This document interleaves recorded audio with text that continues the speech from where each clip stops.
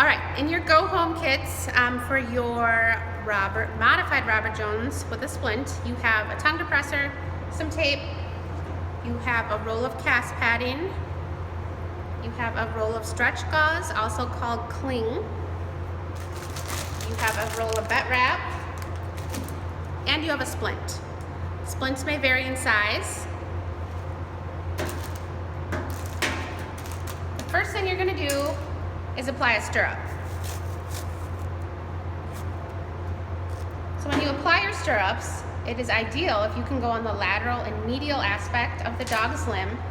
However, you have to think about why you're applying this bandage.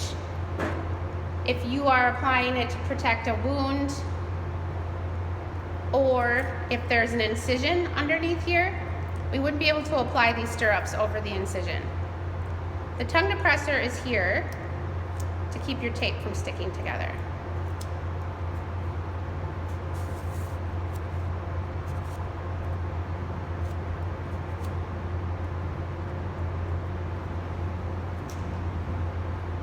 If there was a wound or an incision, I may want to think about my primary layer being Talpa pad, which is a non-adherent wound cover. Looks much like the inside of a Band-Aid. They come in lots of different brands, not just Talpa, but they're all meant to be non-adherent so they don't stick to the wound or the incision. You will not have any of these in your go-home kit, but that would be a type of primary layer to protect a wound. I'm going to start with my cast padding. Remember, when you unroll it, you want it to unroll from the bottom, okay? And you're always going to start at the bottom of a limb,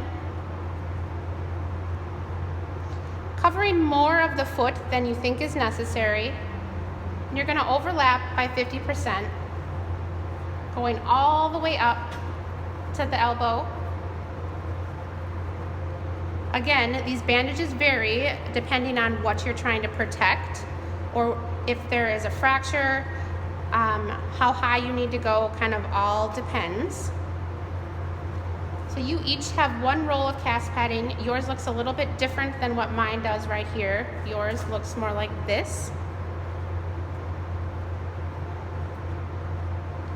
Your next layer is going to be the cling or stretch gauze.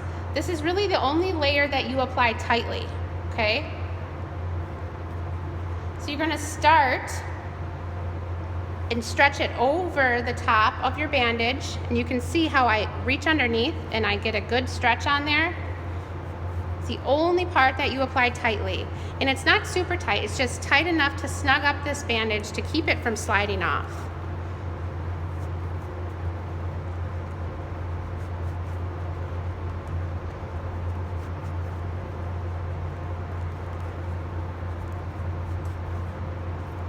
And if I've done a good job, you will see that there's not a lot of lumps and bumps in this. And there is not.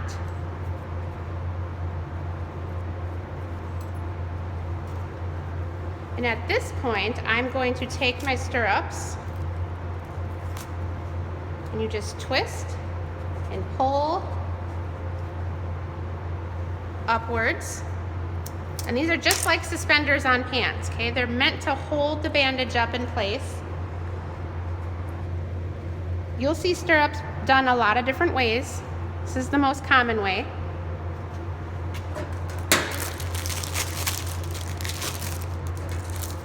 And the last thing I'm gonna do is apply my splint. This is a carpal splint, and sometimes called a spoon splint.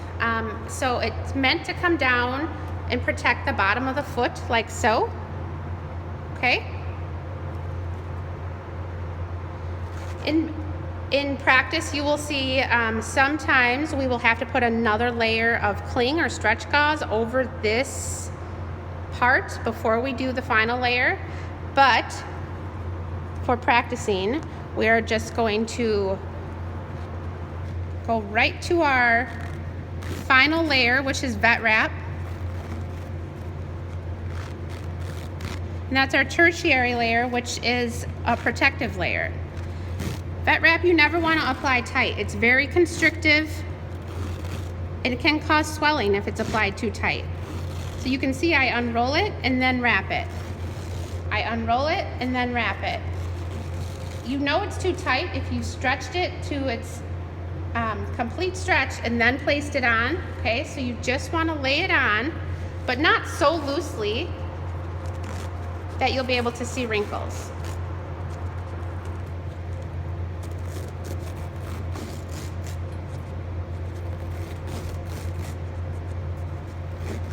Believe it or not, this is easier to do on a live animal.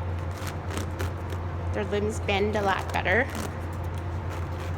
And this is a modified Robert Jones with a splint, okay? So you can feel my splint on it, and if I squeeze this, you can feel that it's uniform all the way through. It's not too loose. It's not gonna slide off this, even if I pull really, really hard, okay?